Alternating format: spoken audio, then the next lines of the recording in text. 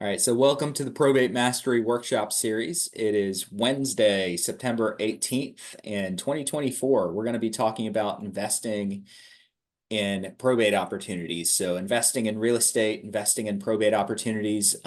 Show of hands, and if you put your hand up or wave at me, and you do it with the reactions button, take it down, because otherwise I'm going to be calling on you in a little bit to ask a question. So show of hands, how many of you guys are real estate agents and you're trying to find a way to add in an investment arm into your real estate business as an agent? All right.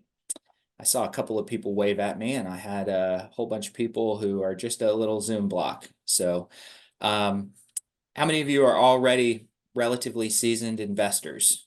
Seasoned investors? Okay, and how many of you fit something somewhere in the middle? Somewhere in the middle. Cool. All right, so what we're going to be talking about today is what a few people here are going to consider. If you're hyper seasoned, an incredibly seasoned investor, there's going to be a couple of things that are kind of basic tools and knowledge for you. But what I hope is, even if you're a very seasoned investor, we're going to touch on some topics that also make you think a little bit out of the box. One of the good things that I can bring to the table a lot of times is an out of the box way of thinking about it, because most of my business was built around listing real estate. So as primarily a listing agent, and a realtor, when I look at investing, normally I don't have the old habits and the old training that other investors have had. Okay, sometimes I've gone in and I've seen what the wholesaler gurus and the investor gurus are teaching, and sometimes they're teaching things that I think might actually hurt your business. So I'm probably going to come at a few of these topics from a slightly different perspective and a slightly different angle. If any of you guys are already doing something that I touch on and I don't go deep on, and you want to share your experience and share your different perspective, I'm absolutely going to welcome that. This should be an interactive workshop. So let's go ahead and dive into it. So we are talking about investing in real estate. Ideally, we're investing in estate and probated real estate. But listen, these principles are going to apply to all kinds of different investment opportunities. So it's not meant to only be for probate. All right. So who this is going to benefit? It's definitely going to benefit those of you that are new investors. Maybe you're an investor on the wholesale side of things, but you haven't really gotten into buying for yourself. Maybe you're a realtor and you've never really done much investing before, or you're a realtor and you've done very little, and you're looking to expand that in the estate and the probate space, or expand that in any other niche that you're looking at. So my investing insight and philosophy is normally going to be coming from let me find a way to solve a problem standpoint. So generally speaking, I'm looking to figure out what problems the prospect or the lead that I'm talking to has, and then figuring out how to put a solution together that solves their problem. I'll give you guys a quick example, really fast example right now. We are in the middle of helping someone that's inherited property sell an estate, and he wants a certain amount of money. And honestly, even on the open market, that estate is probably not going to be worth quite the amount of money that he's looking for out of it. But we looked at what he had going on and realized that the property sits on what used to be 3 lots. So we're coming up with a solution to be able to list the house and 1 lot, and wholesale the 2 lots that bookend the lot that the house sits on. And so we'll be investing in the 2 lots and listing the lot with the house. So I wouldn't have known that had I not had a conversation with the gentleman, found out what he wanted, why he wanted it, and started thinking out of the box. So normally, before I decide on any kind of investment strategy, I want to have a conversation with someone first and figure out why they want what they want. And if they want something that seems unrealistic, who's to say that I can't help them solve that problem? So I want you guys to just, instead of lumping everyone into the same bucket and category and saying, hey, this is a client, this is not a client for me, I want you to go into your relationships open-minded and be willing to have a conversation and see if there's a way to create win-wins with investment strategies. So what are we going to cover today? So we're going to cover the basic types of residential investing. And I'm going to ask everyone, please, I've got a ton of feedback noise that keeps coming in. If you would take a look at your microphone, at your system, and mute yourself if you haven't done it. I'll welcome you guys to chime in, ask questions, share your feedback, play devil's advocate with me. But please mute yourself if you don't have something that you're chiming in on. So we're going to cover different types of residential investing. We're going to talk briefly about your buying and your walking rules. So how many of you have a checkbox that basically says, hey, my rule is this, and if it doesn't meet this criteria, I walk. And if it does meet this criteria, I pursue. How many of you have those buying and walking rules for yourself? Katie does. Anybody else? Okay, I'll talk to you about some of my rules for buying and walking. We'll talk about where and how to find the deals that you want, where and how to access money. How many of you would love to be able to access more money to be able to buy more deals? So we'll talk about where and how to access money, how to structure ownership, and how to structure an appealing offer that creates a win for the prospects that you're working with. All right, so types of residential investing. And it looks like I'm starting with my point number 2 or point number 3. My animations got a little bit messed up here. Wholtailing. Okay, so who can tell me what wholesailing is? Do I have anyone that's done this or studied this that wants to take a shot at telling me what you think of when I use the word wholesailing? Any takers? Any takers? Okay. Is it when you buy something wholesale and flip it for a retail sale? Um, Pretty close. Yep. Pretty close. Katie. Sale, I think there's a dollar amount, like maybe you put less than $5,000 into it and then you put it on the market. Yep. So you might put a certain amount of money into it. So here's what I look at when I'm describing wholetailing. So Katie, I think what you're describing, I would probably go more novation, and we'll talk about novation as well in a minute. Wholetailing for me is wholesaling, but to the open market. It doesn't have to, but it normally involves closing on the deal. I don't know how many of you guys are in a market with New Western. So New Western is a huge nationwide outfit that does acquisitions and wholesales.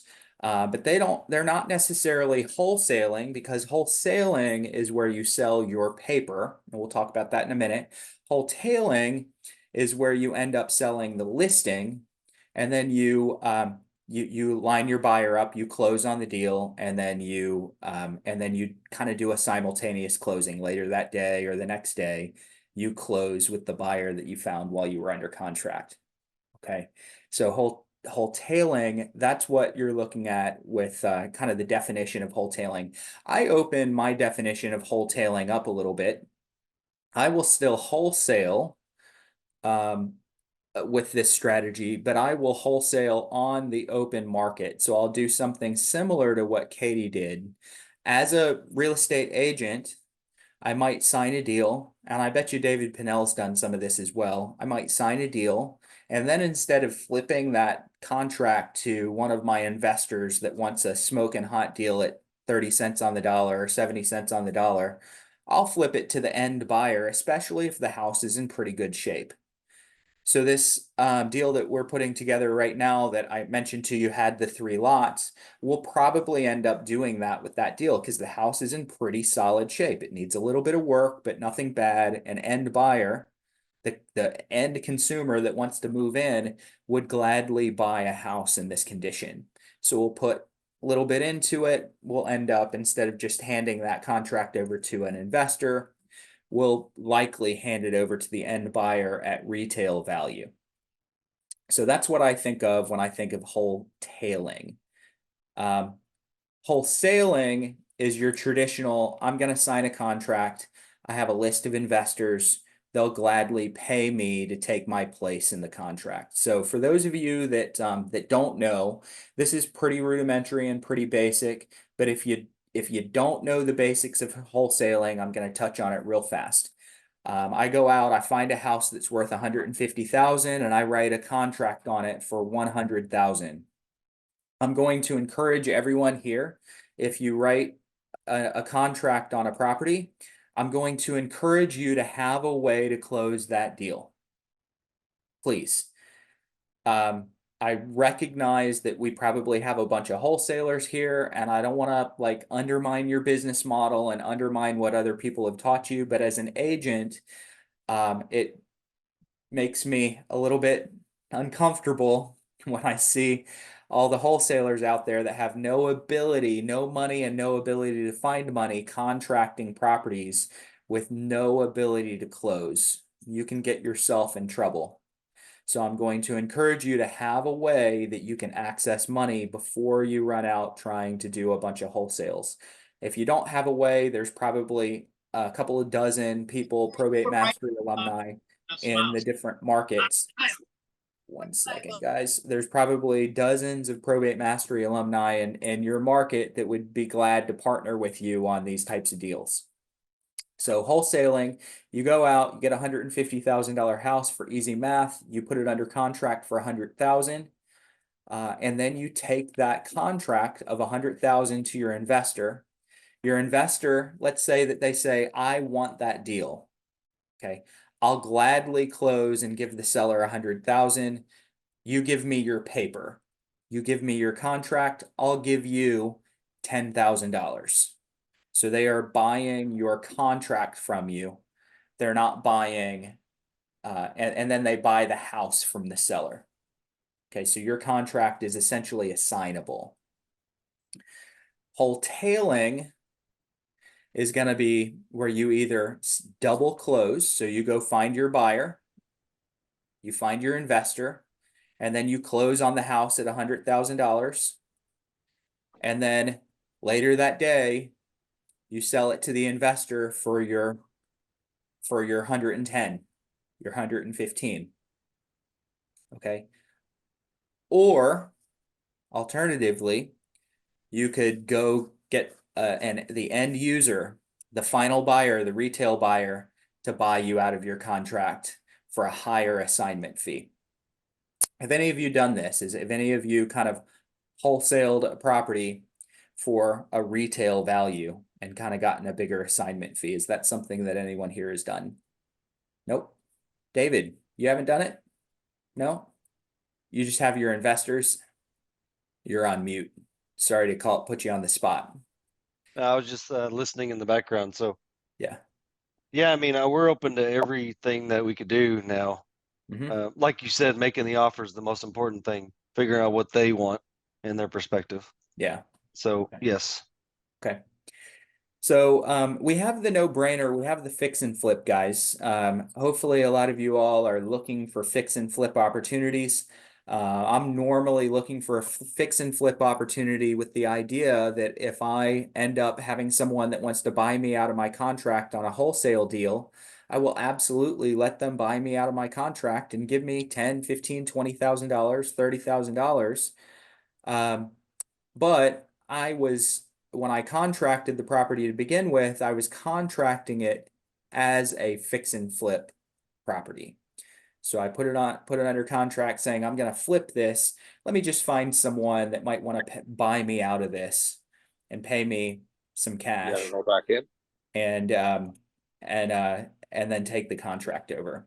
And then, of course, there's some of you guys that are looking for buy and hold opportunities, and probate and estate business is famous for buy and hold opportunities if you have a strong buy box. Okay. All right, so moving on, we want to talk about buying and walking. So when do you buy and when do you walk? So I want you guys to build a formula. So create a formula for when you're going to buy and follow it, stick to it. Who has a formula that you want to share, that you're willing to share? As a general rule of thumb, you run into a residential property that needs some work. What's the formula that those of you that are either wholesaling or fixing and flipping have for yourself? I could try to answer that. Yeah. Our market here is typically houses under $200,000, so it's a little easier. I know some people are in the higher market range, but we like to be, as a quick glance while I'm on the phone with somebody, and I could gauge them of where they're going to be at for pricing. If they're going to be $100,000 below Zillow, we could have that conversation without having the conversation. I could see where they're at based on just the valuation online.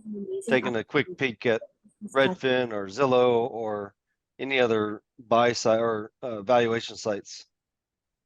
So I just went on a house and there was burn damage to it. The whole garage is gone, the rafters, the sheetrock, everything. So my typical investment in a flip is about 65,000. So I'm going to add 20,000 to that, and then take that off the about 80% of the ARV, after repair value. So that puts me, it generally puts me about 49% to 55% of the after repair value. And that's where we're comfortable at, either taking it down or wholesaling it at. Okay, so you're basically saying that you figure your after repair value, and normally your final purchase price is somewhere between 49 and 55% of that after repair value. Yeah, and you gauge the seller on where they're at too, based on the Zillow price and their wants and needs and their family needs and their who else is involved, correct? Okay. All right. Who else has a formula? And anybody else follow a formula before I give you the general formula that most people follow? Anybody else have one? Are you talking Katie. about like the 70% of ARV minus Yeah. repairs? Okay, Yep. yeah. Yeah. Yeah, that's I like between 60 and 70%. I mean, Got it. depending on what I'm going to do with it. Okay. So what Katie's just describing is sort of the formula that I recommend for most new people that are getting into investing. And again, I realize we've got some very seasoned investors here, and I know some of this is pretty basic for you, but this is good information that if you're getting into investing, maybe you're an agent looking to expand, you need to know this type of thing.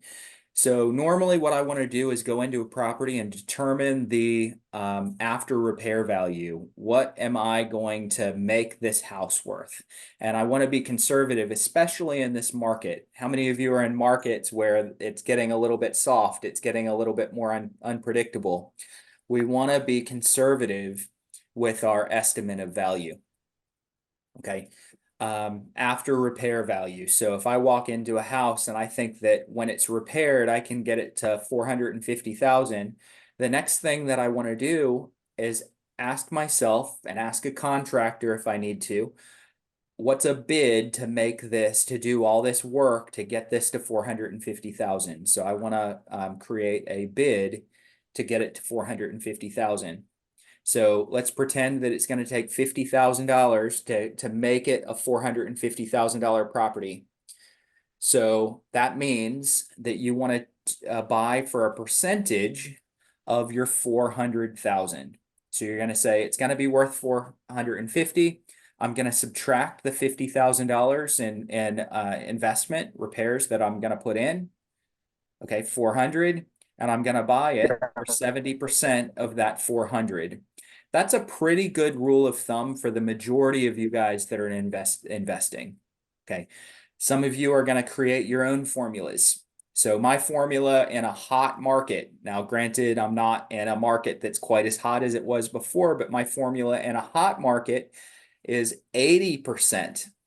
So I will buy for 80% of the after repair value minus expenses. Okay. And that's in a hot market, and that's because I need to compete. Some of you guys are wholesalers and your formula might be 65% of the value because you need to leave yourself a 5 or 10% margin to be able to sell your contract to an investor. Okay, so I just want you guys to have a formula and understand what that formula is going to be if you're making offers. We are not in the business. I'm not a fan of teaching agents how to go get themselves in trouble. I don't want you coming back to me and saying, hey, I lost money on this deal, or I contracted something and I didn't have the ability, I couldn't flip the contract, or I couldn't make a profit on this investment. So make sure that you have a really safe and comfortable formula for buying, and recognize that you need to walk if you can't fit that formula. That's where I'm going to encourage you guys to have a listing backup on your deals. So if you're an agent, that should be really easy. For me as an agent, I want to list about 95% of my properties anyway. That's my personal wish list. I'd like to list 90 to 95% of my properties. So I'm finding a way to encourage and sway the seller toward a listing.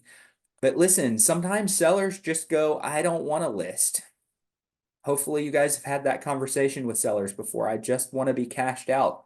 I just want you to give me money, give it to me fast, and be done with it.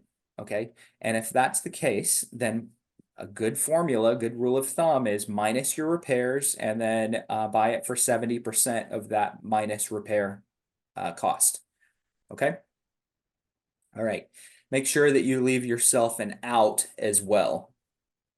And then lastly, don't go burning bridges. I'm sure I have some wholesalers on here, and I'm speaking to you wholesalers. Mainly because I see wholesalers very frequently burn bridges. I have a blacklist.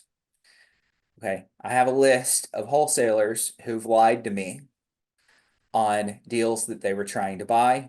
They didn't have a good buy box. They didn't have a good buy formula. They put my houses under contract with no intention of closing, no ability to close. They put a bad deal together for themselves, and then they backed out of the deal.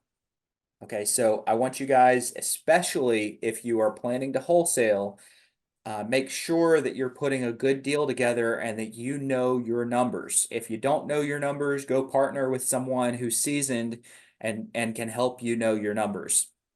I'll never forget, I've lost one of my most valuable probate relationships because of a wholesaler that didn't know their numbers. I had a relationship with a family that had 7 properties to sell. Okay. And we took a long time to create this relationship. They were probate. They wanted to sell all 7 properties.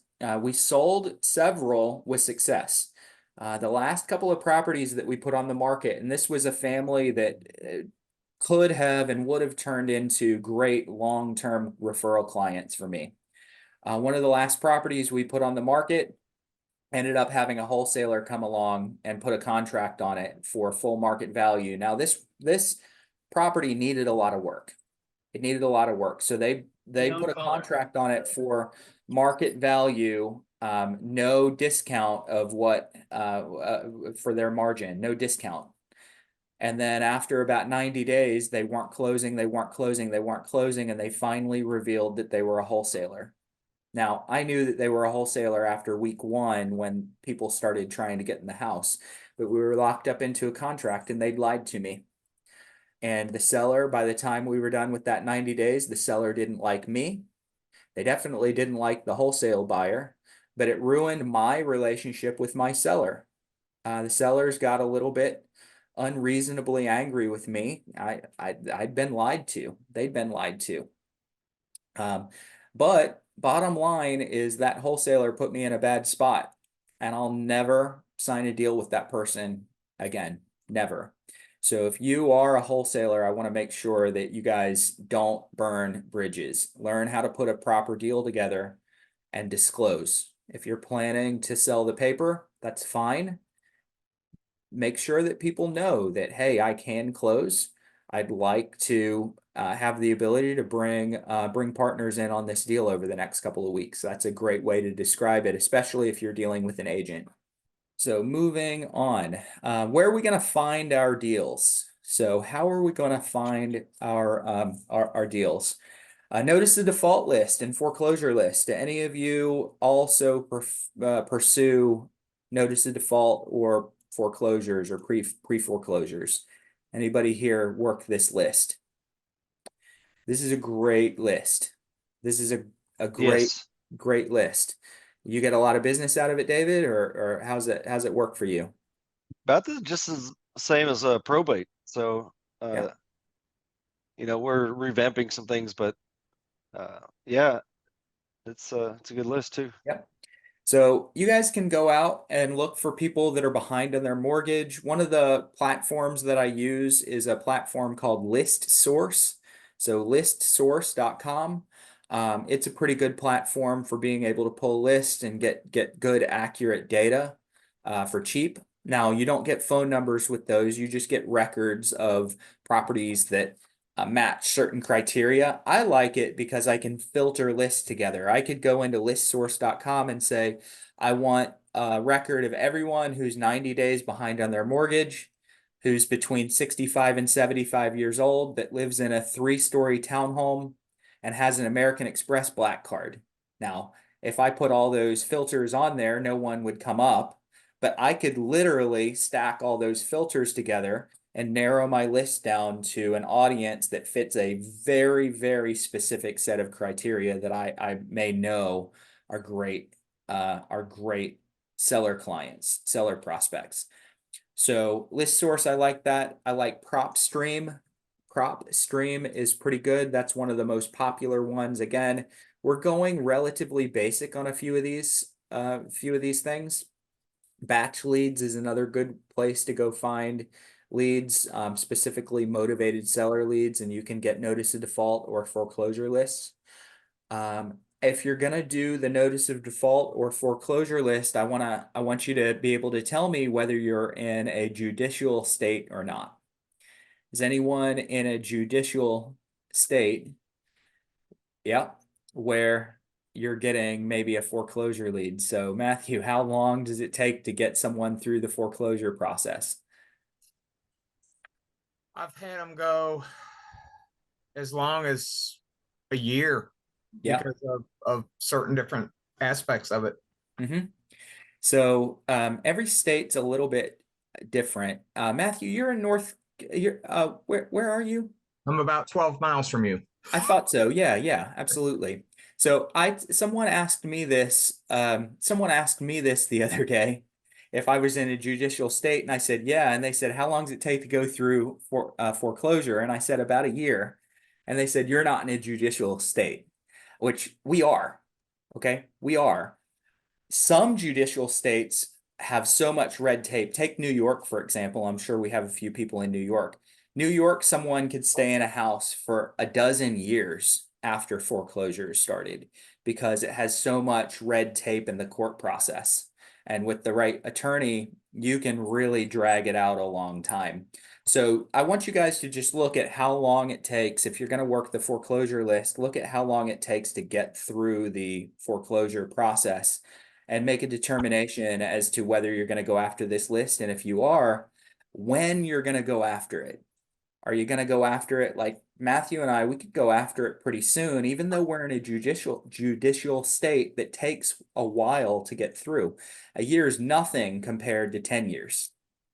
So we may go through it, but I want you guys to look at your state and determine how long it takes to get the average person through the foreclosure process. And you want to go after these folks at the time that they have something that has been triggered.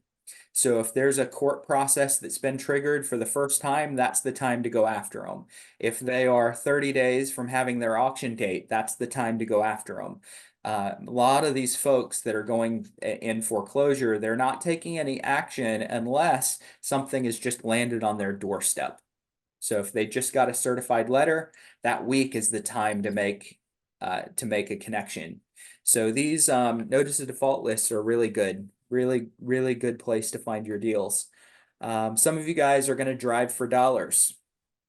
Drive for dollars is a basic concept that investors have known for years. Get in the car, drive around looking for properties that look like they're vacant or distressed.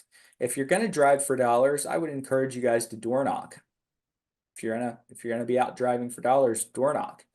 It's a good place to find deals. REO listings and foreclosure sales. So you could go to the actual courthouse steps, go to the auction.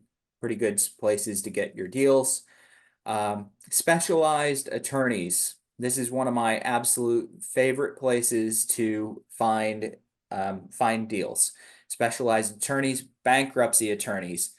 A lot of opportunities with bankruptcy attorneys. Matthew, I worked with a bankruptcy attorney in the area for several years that used to bring me one or two leads a month that needed a fire sale. And the house was not wrapped up in bankruptcy protection. Okay, other agents, if you're an investor, you probably want to network with as many agents that work these specialty lists as possible. If you're an agent, just go work the specialty list. But I like to network with agents that work these specialty lists and treat them incredibly well and pay them incredibly well. Okay, so one idea that you might have is, hey, I'll sign an agreement on any listing or any property that you bring me that I haven't found otherwise, and I'll sign an agreement and pay you 4%. I'll pay you 5%. Offer to pay them really well for finding you investment deals, especially if you know that they traffic in this field.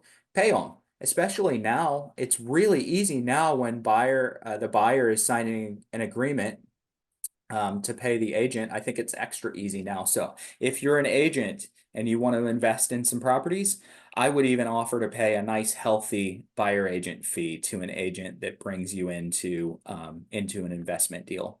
You just don't do it with Joe Blow, but maybe find the agents that are trafficking in the RIA groups, or agents that are listing foreclosures and different things like that, and make sure that you're networked with them. And then I would also go into estate planning groups. So I would find the attorney networks, the estate planning attorney networks in your area.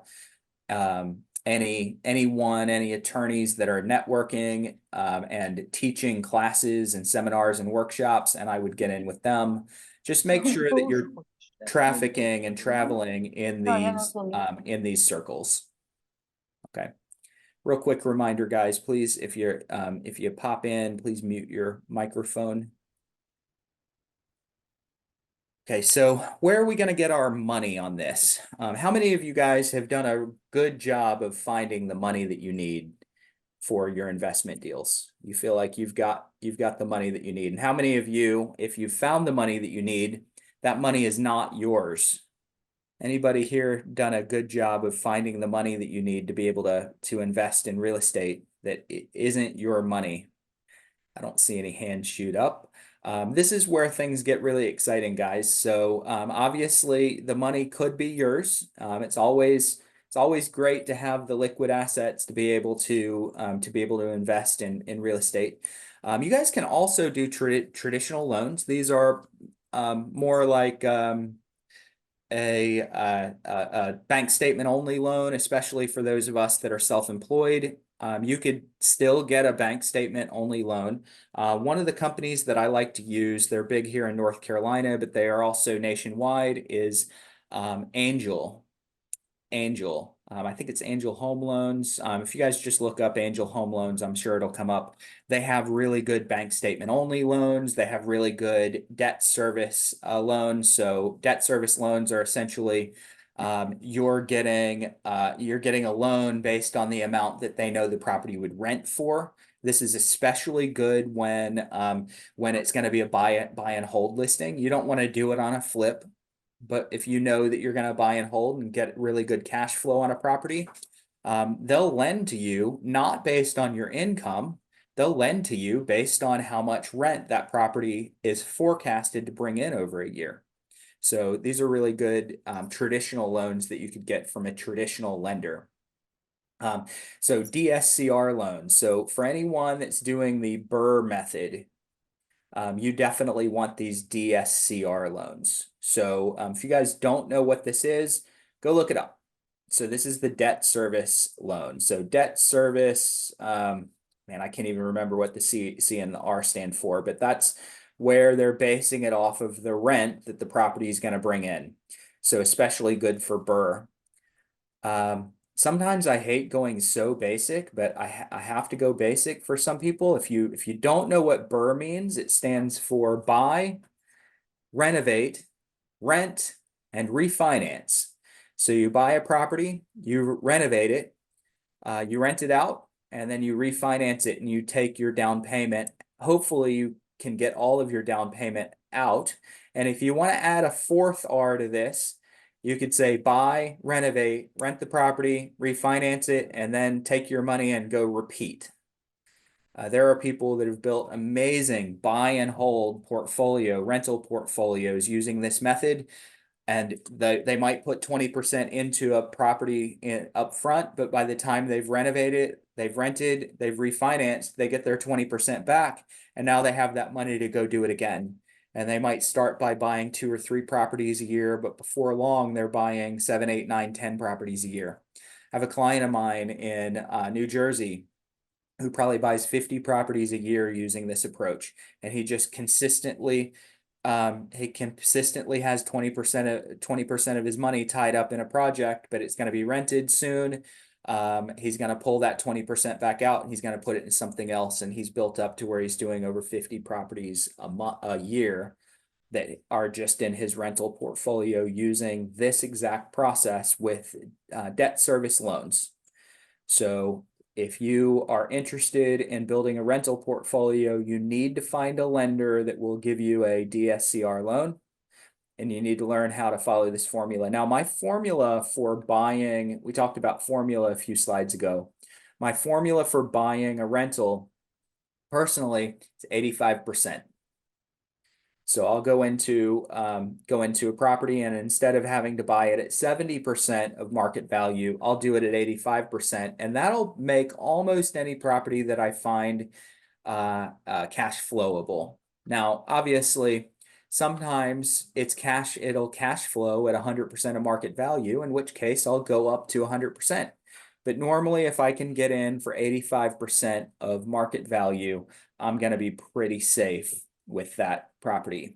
So what I'll do when I go on an appointment is I'll lay out a couple of different options for the seller. Option 1 might be if you want to sell through traditional method, I'll list your house. Here's a list of 10 things that I'm going to ask you to do to get the house ready for the market. We should be ready and have you on the market in 2 weeks, and it might take a month to find our buyer based on current market conditions, or I could give you 85% of market value, no cost right now. Which one of the options would you like? Make sure that you have your money lined up though. But this is a really good way to do it if you want to buy more properties than you list. I still want to be super clear. I like listing more properties than I buy personally. And I'm not a big fan of being a landlord. I've had my fill of being a landlord, but it's good for those of you that want to. Hard money. If you don't have a hard money lender, please go find one. Please go find a hard money lender if you don't have one. I think that even if you have really good money for yourself, none of us want to be constantly having to put our money into circulation. We might need it for other things. So I'm going to encourage you guys to either find hard money or private money, one of the two, that can fund your deals. So general rule of thumb, a hard money lender is normally going to charge you 3 or 4 points up front. They are normally going to charge you 20 to 25% down payment. Okay, so most of them want 20 to 25% down. Most of them want 3 or 4% up front. As the market softens, that those points up front will probably come down. But recently, it's been 3 to 4 points. And if you have somebody better than this, great. If you want to share it. If you don't want to share it, keep it to yourself. But I'm finding most hard money lenders want 3 or 4 points up front right now. Most of them want somewhere between 11 and 14% APR on their money. So generally speaking, if you're finding a hard money lender, you need to make sure that your formula is safe. So that's a lot of times going to cost you 10% of the deal by the time you get someone else to fund your deal. So by the time you've paid 3 or 4% and you've carried that property for 3 or 4 months to fix it and put it on the market and sell it, you will lose 10% of your margin. But if you can buy low enough, and maybe you buy at 65% instead of 70% or 75%, you can use their money to fix your buy and fix your flips. So I'm a fan of using hard money lenders. Just make sure that you add that extra cost to get the money into your formula. One of the things that I've done in the past, and I need to push this a lot harder, is I formed an investment club. Investment clubs are super exciting. If you have clients that have money sitting on the sideline, you can form an investment club. If you are working probate leads, and maybe you're running into people that have that are getting an inheritance. They've got mom and dad's house that they're selling and it's free and clear, and they're making $300,000 on their money. If they don't want to just stick that in a bank account, and you're building good rapport, credibility, and trust with the person, they could be partners in your investment deals. So I've partnered on investment deals before where I've essentially said, hey, the total cost of this project is going to be $100,000, and we're going easy math right now. I can't get, ask Matthew, we can't get $100,000 deal.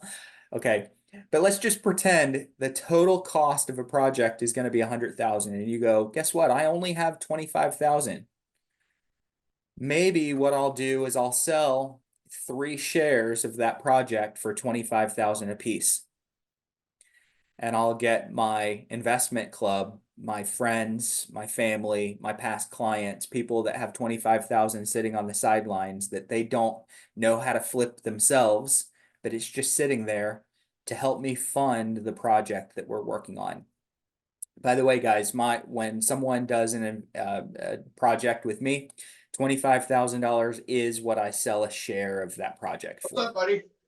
So I may have put 25,000 of my own in, and then I might need 10 other people to give me $25,000. And now we're running the project together with me as the manager. And just so everyone knows, when I manage a project, I charge 30% off the top. So 30% of the profit comes to me to run the project. And then everybody else gets divided according to how many shares that they bought. But investment clubs are a really fun way to build deals, especially if you have clients and friends and family with money on the side. Caution, don't do this if you're new. There's no better way to ruin your relationships than to form an investment club, and you've never flipped a house before, you've never renovated a property before, and you lose your friends and clients' money. So please, if you're going to do this, it's slightly more advanced, and you need to have a really solid pro forma to be able to present, and a really solid operating agreement that says what happens on your deals. Okay, investment clubs are a fun thing to do.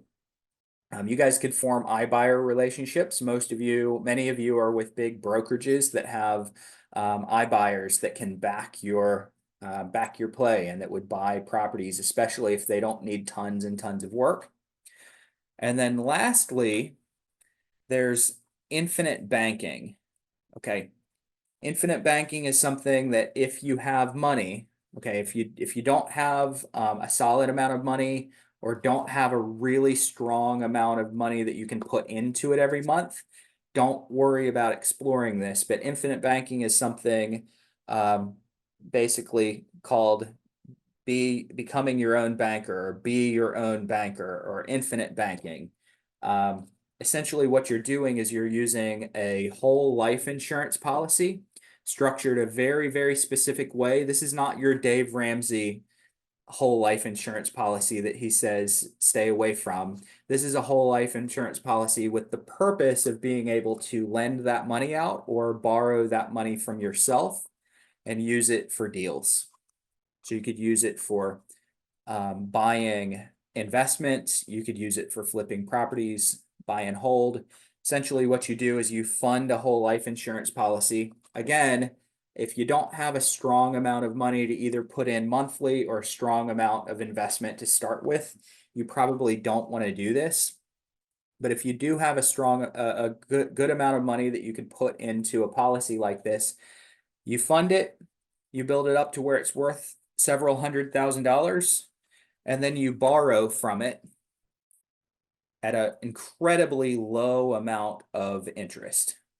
Really low amount of interest. So if anyone wants to go down the rabbit hole of being your own banker or infinite banking, they kind of mean the same thing. Go down that rabbit hole. I'm a big fan of using these. One of the guys that I like to follow that talks about this in the real estate space a lot is a guy named Chris Noggle. And I'm going to put in chat what this is so that you guys can go look him up if you want. He's got a lot of YouTube stuff. I've been wanting to have him onto one of our workshops soon. I need to make that happen. So Chris Noggle is someone that talks a lot about this. All right, so these are some places to get your money. I'm going to add on to hard money. Of course, I can't add it right now, so you guys just write it down.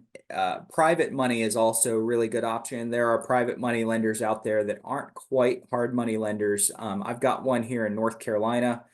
If anyone is in North Carolina and wants a private money lender, I've got a really, really good one that does not require 20, 25, 30% down. If you have 20 to 30% equity built into the deal when you buy it, they'll fund the whole thing without any money down. Now, they're still going to charge a couple of points and charge you 12% interest, but you don't have to put money down. So if you're in North Carolina and want them, let me know. They don't lend out of North Carolina, but you guys should constantly be out there looking for money, looking for hard money or private money for yourselves. All right. So how can you structure ownership in your deals? You've always got the option of doing a single member LLC. Okay. You could do a partnership LLC with multiple partners involved in the limited liability corporation. I'm going to encourage you guys, if you're investing, please try to form an LLC. Single versus partnership is up to you. One of the things that I like to do periodically with specifically flips that I might do is form a partnership and then put the former owner as one of the partners on the deal. So what I'll sometimes do is I'll present a plan that, hey, this is how much your house is worth right now. You're getting investors that are offering you comparable money to this, right? Yeah, that's right. You know, everybody's offering me $300,000. Okay. So what makes me different than anyone else? And they go, not a whole lot. Everybody's offering the same thing. They're all offering to close fast. And I'll say, what if I made you a 50% partner in an LLC with me, or a 25% or a 10 or something like that? I'll buy the property through the partnership. You'll get your money. And then when we flip the property, you get that percentage of the profit.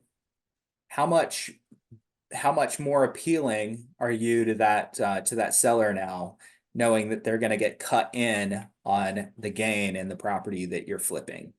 Okay, you might offer them something that's comparable to what everybody else is, but if they know they're going to get cut in on the gain, this is a way to do it. So that would be a partnership LLC. I have no idea why I put split LLCs here, you guys. I created these slides a long time ago, so ignore that. There's probably a reason. I just can't tell you what it is right now. Sorry. You could do corporate ownership. I kind of steer for my business and for most businesses. I'm going to encourage you guys not to worry about any kind of corporate ownership. And then you could structure it privately as well. So normally when I am investing in real estate, I'm either going to go single membership LLC or partnership LLC.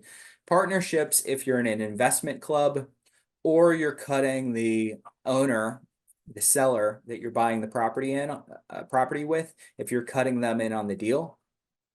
And then sometimes it's just private ownership, but I will encourage you guys to go the LLC route, especially if you're flipping properties.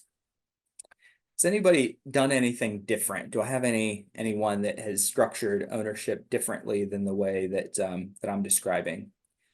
I know I have some people that have invested a lot more than I have on this call. So if you do something different, love to hear it.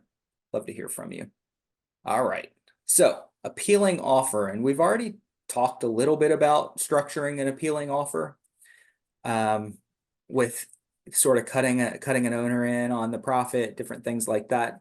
But I really like to structure offers where I'm cutting an owner in on the upside. This is a huge differentiator to me.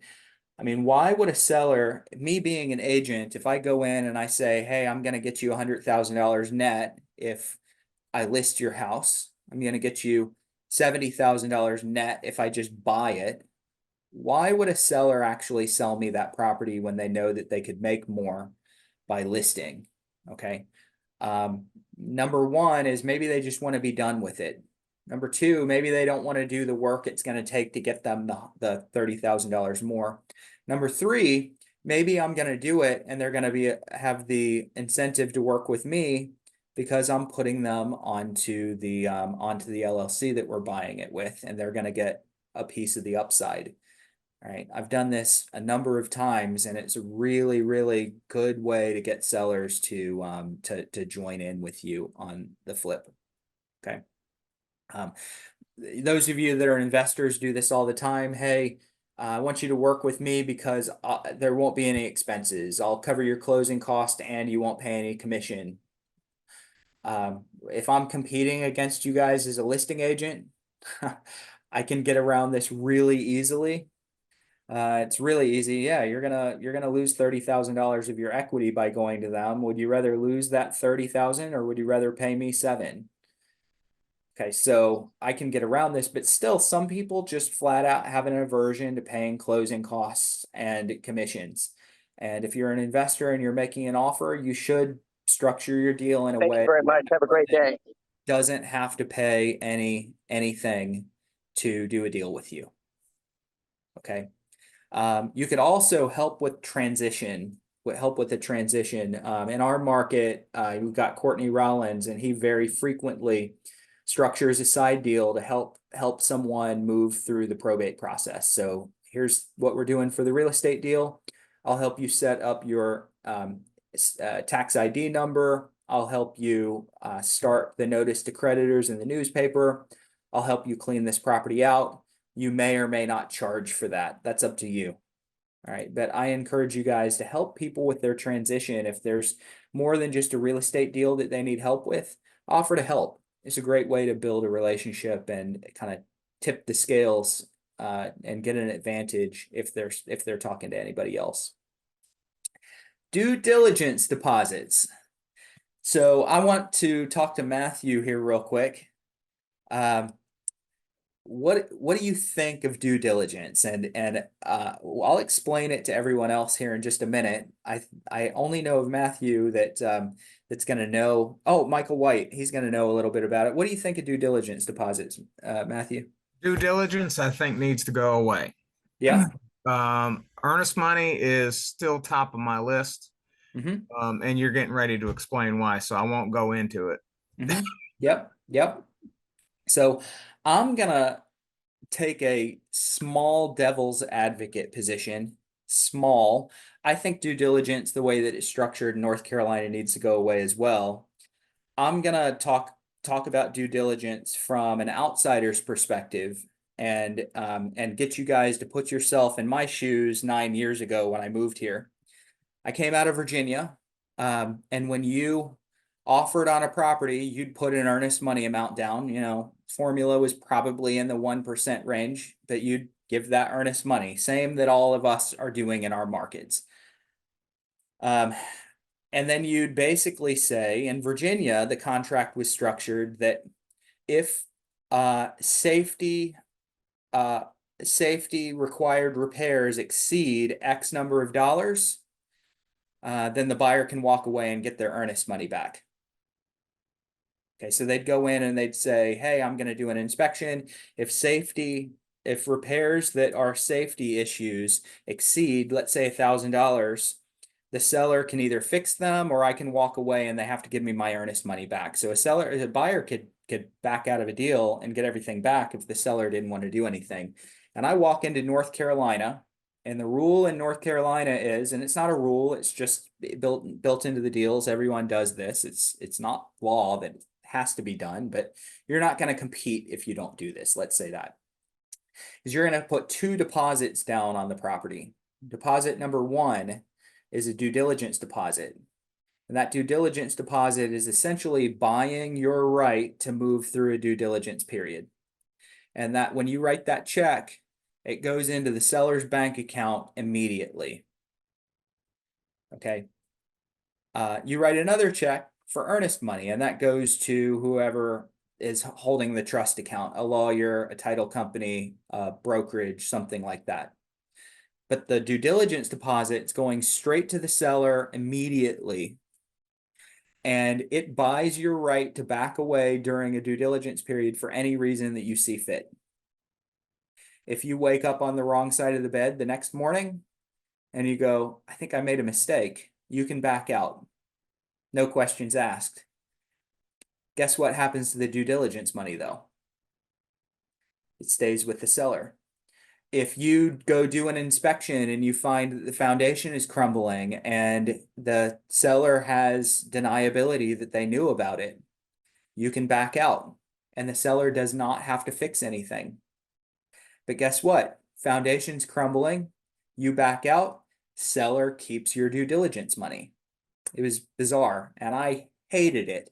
And I still don't like the way that we do it now. I don't like what it's become. But the seller keeps your due diligence money. And when I started 9 years ago, I almost had a heart attack asking someone for $250 due diligence money on their first deal. It was agonizing to me. I can't believe I'm asking them to spend $250 that they have no chance of getting back.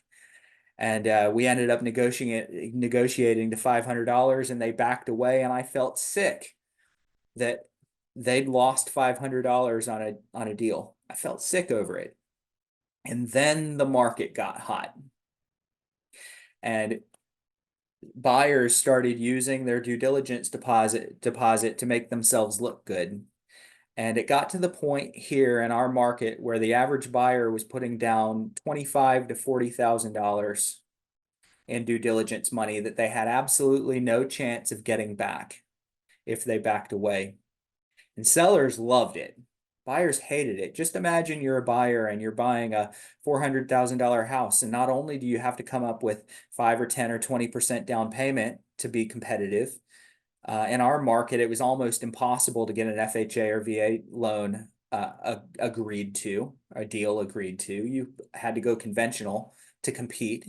And you were putting $25,000, $40,000 down. Just imagine you put $40,000 due diligence down and you find out, hey, I wasn't even close.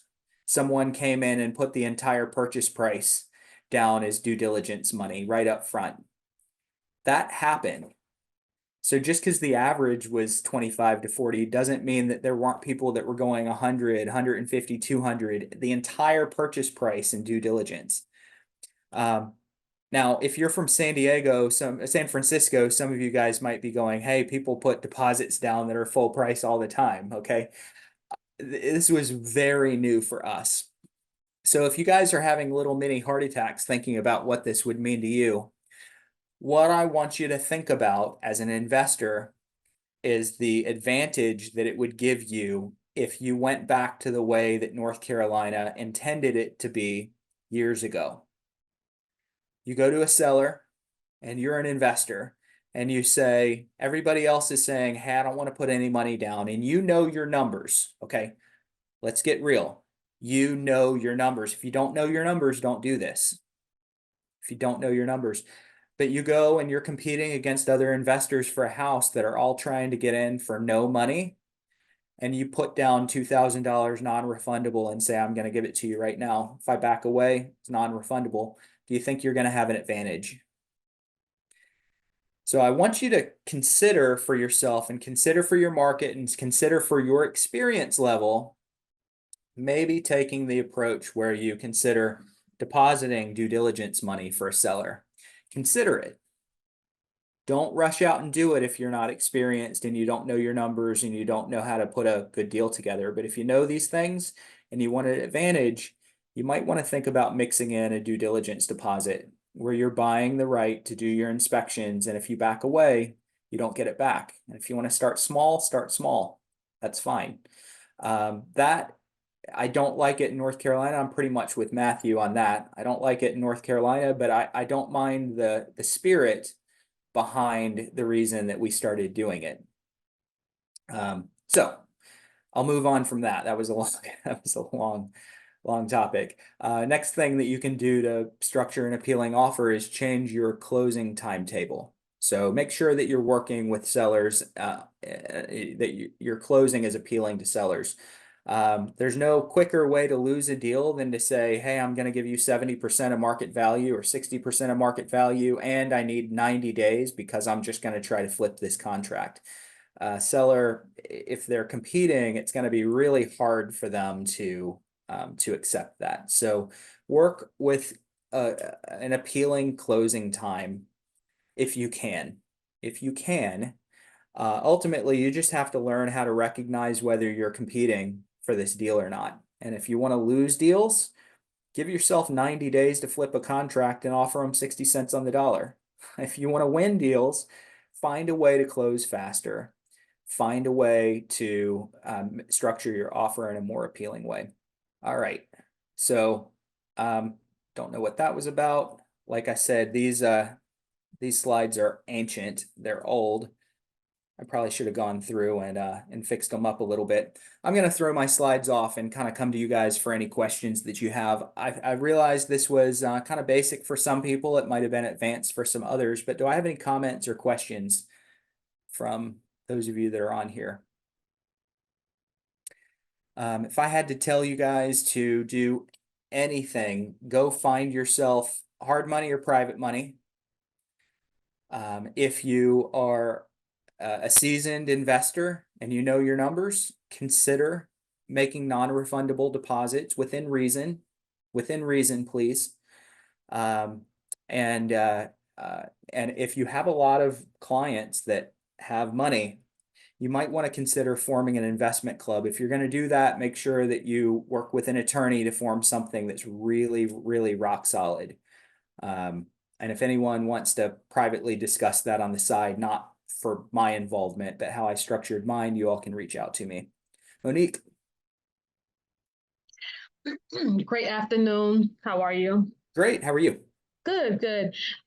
So I'm in the infancy stage of investment. I haven't done an investment yet, but just in terms of me helping investors and eventually getting to that stage, I've been hearing the term thrown around and I'm trying to understand exactly what it is and how it works. And I think you may have touched on it. So I was asking in the chat when you mentioned the partnership with them being able to tap into their equity. Is that the same as Novation?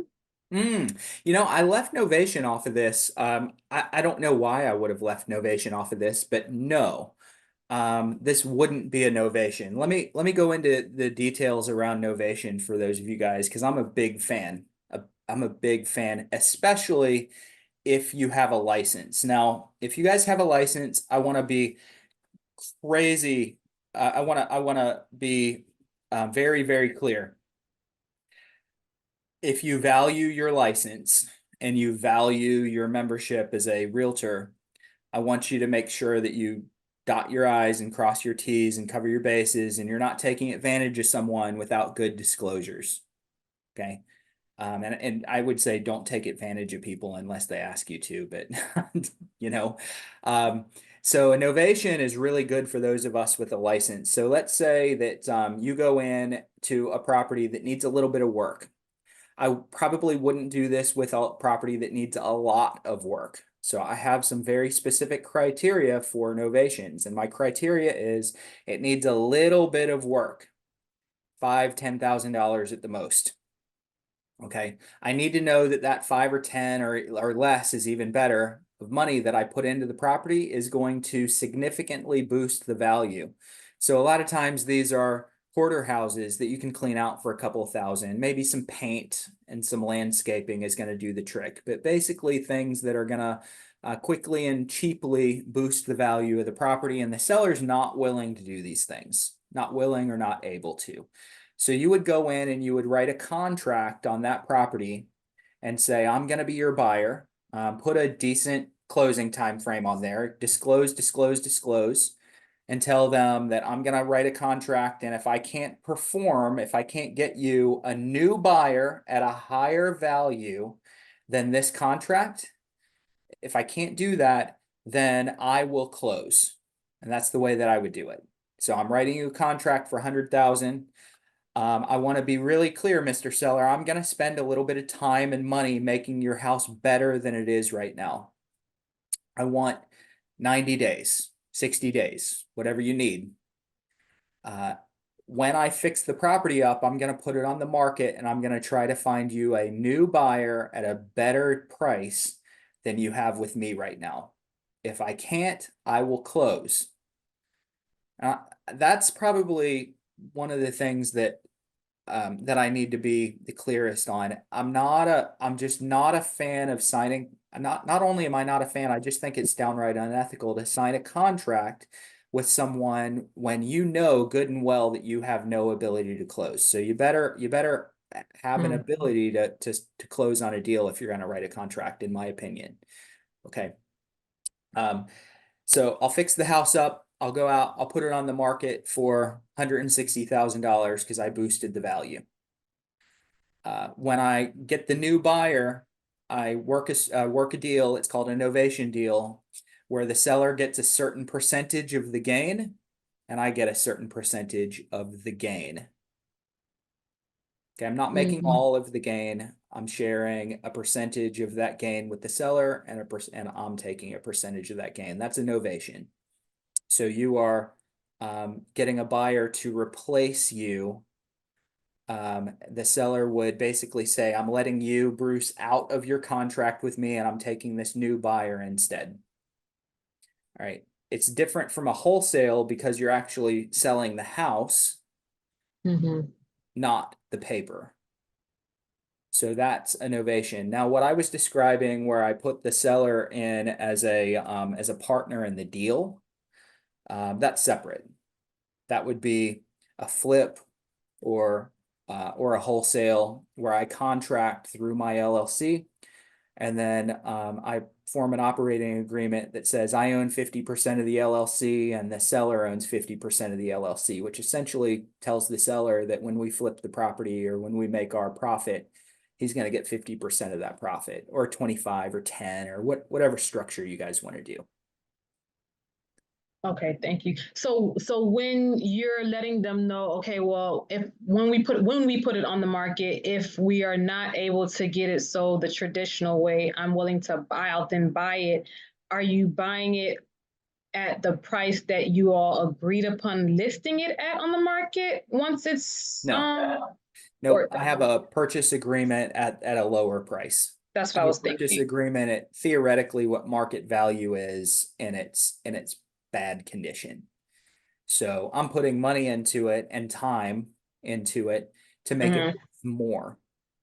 We're sharing somehow at some ratio, we're sharing a percentage of the gain. If I don't get them the gain, then I would like to be able to close at the original contracted price. So if you do this right, there's really no way that you're going to have to close if you do it right. If you have to close, it means that you messed up and you didn't get a contract at the right price. So give them a percentage of whatever the increase in value is. Now, here's another thing. If you guys are out there doing novations, please don't do it on a property that they live in. Please don't do it on a property they live in. What's going to happen when you increase their value and they start liking their house a little bit more? They're probably going to say, hey, I want to stay. And now you've put money and time into a property that they're living in. They might not want to move. So it needs to be a house that's vacant. I would vet their living situation and make sure that it's highly unlikely that they would ever want to move back in. I would even go so far as to sign a separate lease agreement saying that I can lease that property for the time that I need to fix it up. And they don't have access to the property. You know, I'll change the locks. I'll make sure that like I'm really safe on something like this if I'm putting money into it. Now, if you're just putting a weekend into cleaning a place up, you don't need to protect yourself to that level. But if I'm putting money into something, I want to make sure that that seller is not going to come back and try to just move in after I made their house nicer. Okay, so you would need to also like obviously get keys from them and probably even change the lock or have some kind of would. agreement that you can change the lock too. Yep. I would. Yeah. So I would, if I was doing an ovation, I would sign a purchase agreement, a listing agreement, because you got to list it and try to sell it at the higher price. A novation addendum that basically says how you're splitting the gain. And I would most likely get a lease agreement as well. I know that's a lot of paperwork and it's kind of complicated, but there's really, really good profit in novations. With everything, just make sure that you're disclose, disclose, so that the seller knows what you're doing and they're not surprised later. I've seen people do wholesales and novations where they didn't disclose these things and they burn bridges. So don't burn a bridge, but these are great deal structures. Okay, thank you. I think that's why I kind of get tripped up too with doing wholesale. Not because it's like me not disclosing, but okay, shoot, I forgot to disclose something and it kind of, as a realtor. So yeah, but anyhow, thank you so much. Yeah, absolutely. Thank Thanks, you. Monique. Joe. Thanks. Can you just explain when it makes more sense to do an ovation versus a partnership besides vacancy? I mean, is it like a cost to bring it to the sellable condition? Like if it's too high, you'd want to kind of run it as a partnership or versus an ovation? Like what's your logic behind So a doing that? partnership, you're generally going to gonna fully plan to close normally. You don't have to. You could still sell the paper and they could be a partner on the wholesale deal. But normally if you do a partnership, you're gonna fully plan to close. Novation, I do not plan to close. I'm willing to close and can close, but I'm not planning to. So if I put them as a partner on the deal, after I close the house and fix it up and then flip it, they're going to get their partnership share of that gain. And what would be your criteria for wanting to do that? Would it be based on their situation, or is it just a preference for how you want to structure the deal? Based on their situation. Another piece of criteria for whether I want to do it or not is going to be how much the house needs. If the house needs a little bit, and they're willing to contract at a relatively low price with me, I'm going to lean toward a novation. Anytime I don't have to go to a closing and actually buy the house, I'm going to try to not buy it. Right. So if I can get in for a pretty affordable amount of money as far as repairs go, then I'm going to go for a novation. If I think it needs a lot of work, I might go for a partnership. Now, I don't just go throwing partnerships around like candy. I do that based on whether I think it's going to take kind of a partnership to do the deal. If I feel like I'm competing with a bunch of people and me adding them as a 25% partner on the backside is going to get me the deal versus give someone else the deal, I'll make them a partner on the LLC. Because it's more of an incentive for them as far as the back end making money. Yep. All right. Thank you. Yeah, absolutely. For sure. All right. Anybody else? If not, I will let you guys go. Hopefully you guys got some ideas out of this. If you all need anything, please let me know. We're here. And we'll be back next Wednesday for role play. We'll be back next Tuesday for our weekly coaching call. So be on the lookout for those. Let me go to Jose. Hey, Bruce, just coach at the end. Have you heard of a company called Zudilio where they give cash offers, cash plus offers, kind of like that? I guess you'd call it the. I'm driving here, that's why I'm a little frazzled. Yeah, yeah. They do the cash plus offer, which is kind of like what you're just describing previously. Just slipped my mind. The where you partner with the homeowner Mm-hmm. and but they're at Zudilio, and then they give you links to be able to offer cash offers and novations. That's the key. Mm. Novations. Cash plus is kind of like a novation where you're offering the homeowner the ability on any upside. So, but me as a realtor, I'm not responsible for the monies because the offer is coming from a third party. I'm the middle person in the deal, and then the upside is that when that flipper gets the property, I'll get a fee up front and then a fee on the back end when they actually sell it to.